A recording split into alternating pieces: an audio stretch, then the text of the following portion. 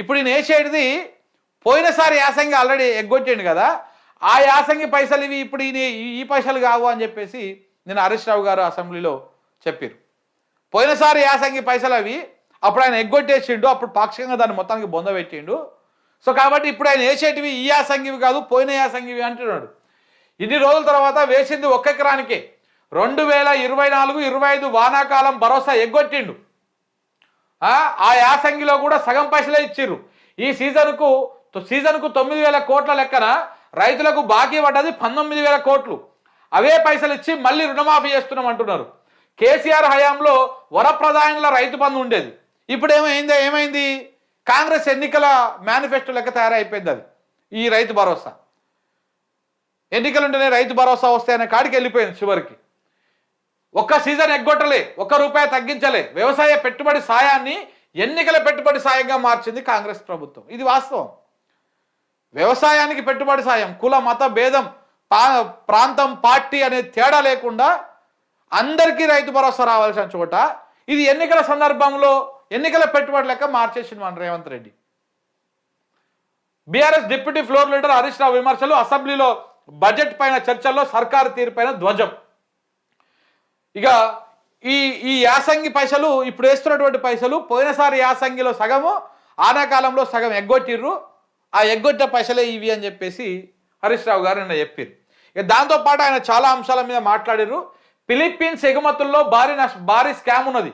10 లక్షల మెట్రిక్ టన్నుల బియ్యం ఎగుమతికి ఎంఓయూ చేసుకున్నారు. 22,750 టన్నుల దగ్గరనే ఎందుకు ఆగిపోయింది? 10 లక్షల మెట్రిక్ టన్నులకు చేసుకొని 22,750 టన్నుల దగ్గరనే ఎందుకు ఆగిపోయింది అని చెప్పేసి ఆయన అడుగుతా ఉన్నాడు. కాకినాడ పోర్ట్లోనే 7,000 మెట్రిక్ టన్నుల బియ్యం ఉన్నాయి. బేరసారాలు కుదరకపోవడంతోనే నిలిపివేత. ఈడీ కేసులో నిందితుడైన ప్రేమ్చంద్ గార్గును అడ్వైజర్గా ఎలా నియమిస్తారు అని చెప్పేసి హరీష్ రావు గారు క్వశ్చన్ అవర్లో ఈ ప్రశ్నలు లేవనెత్తారు. దానికి ఉత్తమ్ కుమార్ రెడ్డి ఆగమాగమైపోతాడు లేచి, మేము చేయలే స్కాములు, నువ్వే చేసినావు స్కాములు అంటాడు. ఏమేమో చెప్తాడు పాపం ఆగమాగం. ఇప్పటికే 1,100 కోట్ల స్కామ్ ఉంది సివిల్ సప్లైలో. ఈ బియ్యం వడ్ల మిల్లులని, రైస్ మిల్లుల యజమానులని బెదిరించి వసూలు చేసినటువంటి దందా, ఈ వ్యవహారము చాలా ఉన్నది. ఎలాంటి స్కామ్ జరగలేదు. ఫిలిప్పీన్స్తో 1,00,000 మెట్రిక్ టన్నుల ఒప్పందం అక్కడ అంతర్గత అల్లర్ల కారణంగానే జాప్యం అవుతా ఉంది. ప్రేమ్చంద్ గార్గ్ అనే వ్యక్తికి బియ్యం ఎగుమతికి సంబంధం లేదు. హరీష్ రావు ప్రశ్నలకు అసెంబ్లీలో మంత్రి ఉత్తమ్ కుమార్ రెడ్డి ప్రశ్నకు సమాధానం చెప్పిందంట. సభలో ఇలాంటివి చెప్తారా అంటూ రుసరుసలాడినంట. అది ఇట్లా చెప్తారు, మా భాగవతం మొత్తం బయట పెడతారని చెప్పేసి ఆగమాగం అవుతా ఉన్నాడు నిన్న అసెంబ్లీలో. నిన్న చాలా అంశాల గురించి చర్చ వచ్చింది. ఇక మాది నిర్మాణం, మీది విధ్వంసం. అన్ని వర్గాలను వంచిన కాంగ్రెస్ ప్రభుత్వం. రైతు భరోసా, పంట బోనస్, బీమా ఆగింది ఎందుకు?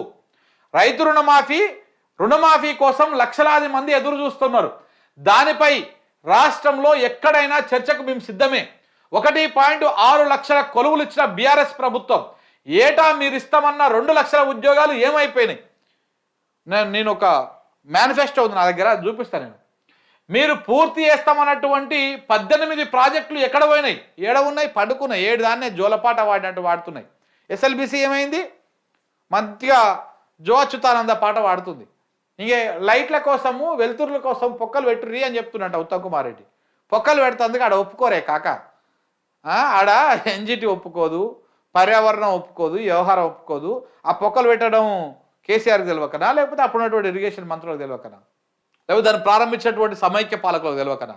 యంగ్ ఇండియా స్కూళ్లలో 1,000 కోట్ల స్కామ్ జరిగింది. మంత్రుల సెగ్మెంట్లలో 4.96% ఎక్సెస్కు ఖరారు చేసిర్రు.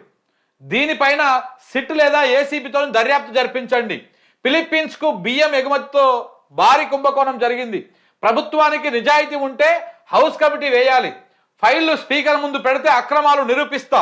నిప్పులు జరిగిన BRS deputy floor leader Harish Rao అసెంబ్లీలో పదే అడ్డు తగిలిన మంత్రులు. సో ఇది కేసీఆర్ మేము నిర్మాణం చేస్తే మీరు విధ్వంసం చేసిర్రు, మొత్తానికి ఆగం చేసిర్రు, ఉన్న తెలంగాణని మొత్తం బర్బాద్ చేసిర్రు అని చెప్పేసి ఆయన మాట్లాడాడు. ప్రభుత్వాలు వస్తాయి పోతాయి, కానీ రాష్ట్రం బాగుండాలి. మీరు మమ్మల్ని ఓడించారు సరే, కానీ తెలంగాణ ఆత్మగౌరవాన్ని, అభివృద్ధిని ఓడించకండి. చరిత్ర ఎప్పుడూ నిర్మాణాన్ని గుర్తుపెట్టుకుంటుంది, గౌరవిస్తున్నది, విధ్వంసాన్ని క్షమించదు, ఖచ్చితంగా శిక్షిస్తుంది. మీరు సృష్టించిన ఈ వినాశనం రేపు మిమ్మల్నే కబలిస్తుంది, రాష్ట్ర ప్రజలకు శాపమవుతుంది. ఇప్పటికైనా అబద్ధాలు ఆపేసి అభివృద్ధి వైపు అడుగులు వేయండి, లేదంటే తెలంగాణ సమాజం మిమ్మల్ని క్షమించదు అని చెప్పేసి నిన్న అసెంబ్లీలో హరీష్ రావు గారు మాట్లాడినటువంటి మాటలు. మీరు అన్ని వాళ్ళ వంటలేనటువంటి విషయాలన్నీ మీరు చెప్తా ఉన్నారు హరీష్ రావు గారు. వాళ్ళకి అబద్ధాలు ఆడడం అంటే ఇక అదేదో పెద్ద విపత్తు లెక్క అనిపిస్తుంది వాళ్ళకి. అబద్ధాలు వాళ్ళు అన్నం తినకుండానే ఉంటారు కాంగ్రెస్ నాయకులు, ముఖ్యమంత్రి గారు, మంత్రులు, కానీ అబద్ధాలు ఆడకుండా ఉండరు. అసెంబ్లీలో అబద్ధాలే, బయట ప్రెస్ మీట్లో అబద్ధాలే, ఆ కోర్టులలో అబద్ధాలే, ప్రజల దగ్గరికి పోయి అబద్ధాలే, ఏడికి పోయినా అబద్ధాలే. కోర్టులను కూడా అబద్ధం చెప్తూ, కోర్టులకు కూడా అబద్ధపు అఫిడవిట్లు ఇస్తూ కోర్టులను కూడా మిస్లీడ్ చేస్తున్నటువంటి ఘనమైనటువంటి ఘనపాటైనటువంటి ప్రభుత్వం మన రేవంత్ రెడ్డి గారి ప్రభుత్వం. ఇంతకు మించిన ప్రభుత్వం ఇంకోటి ఉంటుందా? ఉన్న గురుకులాలనే బంద్ పెట్టిండు. ఈ యంగ్ ఇండియా స్కూల్స్ అని వాడతాం. ఎందుకు? ప్రతి నియోజకవర్గంలో యంగ్ ఇండియా స్కూల్ అంటే మంచిగా అద్భుతంగా లొటలు వేసుకోవచ్చు, సంపాదించుకోవచ్చు గట్టిగా.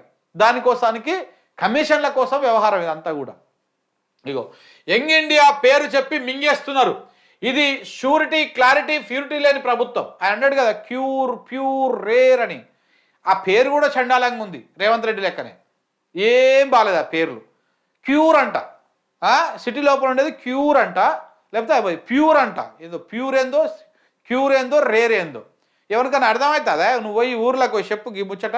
నీ 40 సంవత్సరాల పాలసీ ఎవరికైనా అర్థమవుతుందేమో. పెద్ద తలకు మార్చిన పాలసీ, తలతిక్క వ్యవహారం తప్ప ఇంకొకటి ఏం ఉండదు. అన్ని వర్గాలకు కాంగ్రెస్ సర్కారు ఆత్మీయ వంచన చేసింది. బక్క రైతును ముంచేందుకు ఎన్ని జిమ్మిక్కులు. రైతు భరోసా మీద అప్పట్లో ఏం చేసిరా మీరు? రైతు భరోసా వస్తుందంటే ఫామ్లు ఫిలప్ చేయాలి. ప్రజాపాలన అప్లికేషన్ ఎటువైనా అప్లికేషన్లు ఏం చేస్తున్నారు? ప్రజాపాలన అప్లికేషన్లు ఎక్కడ పోయినాయి? 1 కోటి అప్లికేషన్లు వచ్చినాయి కదా. మరి పెరగాలి కదా, రైతుల సంఖ్య పెరగాలి, మీరిచ్చే సాయం పెరగాలి, ఇవన్నీ పెరగాలి కదా. 1 కోటి ఆ ప్రజాపాలన అప్లికేషన్లు ఎటుపోయినాయి, ఏమైనాయి? దాని గురించి మాట్లాడాడు. రైతు భరోసా సాయము 51,000 కోట్ల నుంచి 20,157 కోట్లకు ఎట్లా పడిపోయింది? ఈ రుణమాఫీ కూడా 50,000 కోట్లు అని చెప్పారు. దాని చివరికి 2,000 కోట్లకు 20,000 కోట్లకు తీసుకొచ్చి మామ అనిపించారు. అది కూడా 3 సార్లు 9,000 కోట్లు ఎగ్గొట్టేసి ఈ రుణమాఫీని మామ అనిపించారు. దగాబడ్డ రైతుల కన్నీళ్లకు సమాధానం చెప్పండి. గల్లీకో బెల్ట్ షాపు, గ్రామానికో బార్ షాప్ పెట్టి రాష్ట్రాన్ని తాగుబోతున్న తెలంగాణ చేస్తారా? సీఎం ఫుట్బాల్ ఆట పైన మార్ఫింగ్ ఫోటోల నిరుద్యోగుల నెత్తురు కండ్ల చూసిన మీరు ఏటా 2 లక్షల ఉద్యోగాలు ఇచ్చి పాపం కడిగేసుకోండి. యువ వికాసం పేరు మార్చి రేవంత్ ఆత్మీయ మోసం బట్టి యువ భ్రమలు అని పేరు పెట్టుకోండి. మంచి పేరు పట్టుకొస్తాడు హరీష్ రావు, మంచి యాసలు ప్రాసలు పట్టుకొస్తాడు. ఏంది యువ వికాసం పేరు తీసేసి రేవంత్ ఆత్మీయ మోసం అంట దాని పేరు. ఇక చూడండి, బట్టి మన యువ వికాసంకి బట్టి యువ భ్రమలు అని చెప్పేసి పెట్టాల. సో ఈ పేర్లు పెట్టుకోండి, మంచిగా సెట్ అవుతుంది అని చెప్పేసి చెప్పిండు. సో ఈ రకంగా మొత్తము నిన్న అసెంబ్లీలో హరీష్ రావు ప్రసంగం నిన్న ఎంత విచిత్రం అంటే, నిన్న హరీష్ రావు రిప్లై ఉందని చెప్పేసి క్వశ్చన్ అవర్ అయిపోగానే లంచ్ బ్రేక్ అని చెప్పేసి వాయిదా వేసారు. క్వశ్చన్ అవర్ కొన్ని అవసరం లేకపోయినా బాగా ల్యాగ్ చేసి, అంటే తక్కువ సమయం కేటాయించాలి అని వాయిదా వేసారు. వాయిదా వేస్తే తినడానికి 4 గంటలు పడుతుందండి. 3.5 గంటల సేపు వాయిదా వేసాడు స్పీకర్ అసెంబ్లీని. 3.5 గంటలు. మరి తిని ఒక కునుకేసారు కావచ్చు అందరు ఎమ్మెల్యేలు, స్పీకర్ గారు అంతా కలిసి. 3.5 గంటలు వాయిదా వేసుకొని నిమ్మలంగా వచ్చి ఆన్ చేసారు. మళ్ళా ప్రారంభించినాక ఇక హరీష్ రావు మాట్లాడుతుంటే సీతక్కలేస్తుంది మధ్యలో. 10 సంవత్సరాలు మీరేం చేసిర్రు అంటది అనసూయ. ఏం చేసిరక్క? రీల్స్ చేసుకురు 10 సంవత్సరాల వాళ్ళు. మీ పాపం వాళ్ళకి తెలియకపోయా, మీ లెక్క చెప్పులు చేతులు పట్టుకొని, మూట నెత్తిలో పెట్టుకొని, నెత్తికి రుమాల కట్టుకొని, గన్మెన్లు ఉన్నా సరే మూట మన నెత్తిలో పెట్టుకొని, ఆడికి మంచిగా కారు పోయే అవకాశం ఉన్నా సరే నడుచుకుంటూ కష్టం ఓడ్చుకుంటూ చెమటలు ఇట్లా ఇట్లా ఇట్లా తీసి ఇట్లా పెట్టుకుంటూ అట్లా రీల్స్ చేసుకోవాలని రకరకాల కెమెరా యాంగిల్స్ పెట్టి రీల్స్ చేసి ఇన్స్టాలో పెట్టుకొని లైకులు కొట్టించుకోవాలని పాపం వాళ్ళకి తెలియకపాయే 10 సంవత్సరాల పాటు. మీరు నేర్పినాక మిమ్మల్ని చూసినాక చాలా మంది రీల్స్ చేయడం మొదలుపెట్టారు. రీల్స్కి మీరు బ్రాండ్ అంబాసిడర్. సీతక్క దేనికి బ్రాండ్ అంబాసిడరు? రీల్స్కు బ్రాండ్ అంబాసిడర్. ఆమె వేసింది ఏంటిది? రీల్స్ తప్ప ఏం చేయలేదు. అన్నీ చేస్తుంది కానీ రీల్స్లోనే చేస్తుంది, నార్మల్గా చేయదు. రీల్స్లోనే కనపడతాయి. ఎవరైనా వచ్చి అడిగిరు అనుకో, ఈయన బీఆర్ఎస్ అని ఉన్నట్టు అంటాడు. సో ఆమెను అడగొద్దు ఎవరు, ఆమె మాత్రం రీల్స్ చేసుకుంటుంది. ఇక లేస్తుంది, మధ్యలో లేస్తుంది. 10 సంవత్సరాలు మీరేం చేసిర్రు? మీరెన్ని ఉద్యోగాలు ఇచ్చిర్రు? మీరేం చేసిర్రు? మీరు ఇప్పుడు ప్రాసలు మాట్లాడుతున్నారు మా మీద, మమ్మల్ని విమర్శిస్తారా, మా బడ్జెట్ మీద మీరు విమర్శిస్తారా అని చెప్పేసి ఓ అక్క పాపం ఇక ఒకటే బాధపడతా ఉన్నది. ప్రభుత్వంలోకి వచ్చి మీరు 2 సంవత్సరాల 4 నెలలు అయిపోయి 5వ నెల నడుస్తుంది సీతక్క గారు. ఇంకా మీరేం చేసిరు అనకుర్రి. జనము ఊర్ల పంటి పోతే ఉరికిస్తారు కాంగ్రెస్ నాయకులని. ఇంకా మీరేం చేసిరనే కాడ ఏముంది ఇంకా మీరేం చేసిరు? ఎన్ని రోజులు వాడతారా పాత పాట? అయిపోయింది. వాళ్ళు ఏం చేయలేదు కాబట్టి, వాళ్ళు ఏం చేసిరో ఏం చేయలేదో ప్రజలు సరే ఒకసారి వీళ్ళకి అవకాశం ఇద్దామని వాళ్ళు నోడగొట్టిరు, మిమ్మల్ని గెలిపించిర్రు. మిమ్మల్ని గెలిపించిన తర్వాత మళ్ళీ మీరేం చేసిరని ముచ్చట రావద్దు. ఇంకా వాళ్ళకి పనిష్మెంటే వాళ్ళని ఓడగొట్టడం, వాళ్ళకి పనిష్మెంటే వాళ్ళని ప్రతిపక్షంలో కూర్చోబెట్టడం. ఆ ప్రతిపక్ష పాత్రను వాళ్ళు సమర్థవంతంగా నిర్వహిస్తూ ఉన్నారు. మీరు అధికార పక్షంలో ఉన్నప్పుడు ప్రతిపక్షం ప్రశ్నలకు సమాధానం చెప్పాలా చేతనైతే, లేకపోతే నోరు మూసుకొని కూర్చోవాలి. మళ్ళీ ప్రిపేర్ అయిపోయినా మన ఉత్తమ్ కుమార్ రెడ్డి గారు ఉన్నారుగా, మేము ప్రిపేర్ అయ్యి రాలే అని. అట్లా బయటకు పోయి ప్రిపేర్ అయ్యి రావాలి. వచ్చి అప్పుడు కౌంటర్ ఇవ్వాలి, గట్టిగా మాట్లాడాలి. మరి రేవంత్ రెడ్డి గారు మాట్లాడతారు కదా, బుల్డోజ్ చేస్తారు కదా, సభలో అబద్ధమా నిజమా చెప్పొచ్చా చెప్పకూడదా ఏ సంబంధం లేకుండా ఇష్టం వచ్చినట్టు ఆయన మాట్లాడతారు కదా. సో కాబట్టి అట్లా మీరు కూడా ప్రిపేర్ అయ్యి రావాలి.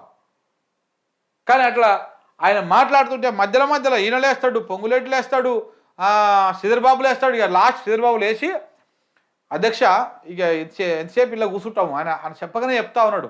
సో అందరూ మాట్లాడేది ఉన్నది కాబట్టి మీరు వాయిదా వేసుకోండి, రేపటికి వాయిదా వేసుకొని చెప్తారు. ఆయన చెప్పేది అయిపోగానే వెంటనే వాయిదా వేస్తాడు, పోతారు.